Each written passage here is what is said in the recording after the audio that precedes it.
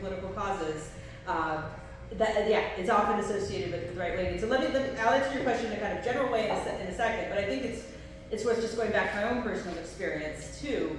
I never saw myself as someone who was like a big free speech advocate until I was accused of anti-Semitism.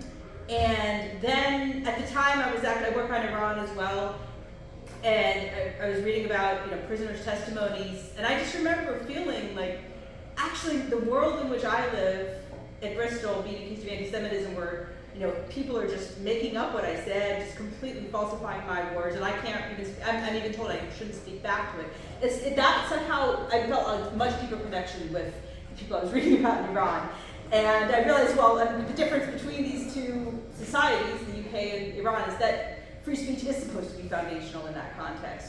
And it really began to feel to me. I really began to care about it, at a very personal level. It was like I cared about it just like my own survival as a human, the ability to speak my mind. It was really crucial. And what I think was the greatest travesty of free speech about my experience is that every kind of Palestinian perspective, Palestinians who supported me, it was all completely erased, from any kind of public record. And I just was really, so that kind of suppression, even though it's not something that the right-wing free speech warriors will talk about, I think that's some of the most damaging, it does the most lasting damage to the Palestinian cause, right? When Palestinian voices are silenced. And it's true that people who talk about free speech don't generally talk about that, but that's their problem. I think this is, free speech is really the survival, it's about our survival as a society, but also just as individual humans, and it's too important to give to our opponents. That's too much, we're ceding too much.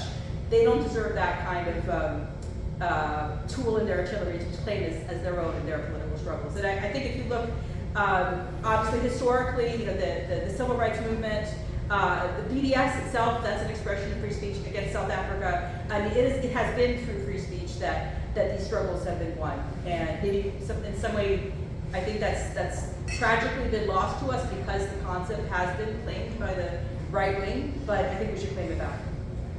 That's a short answer.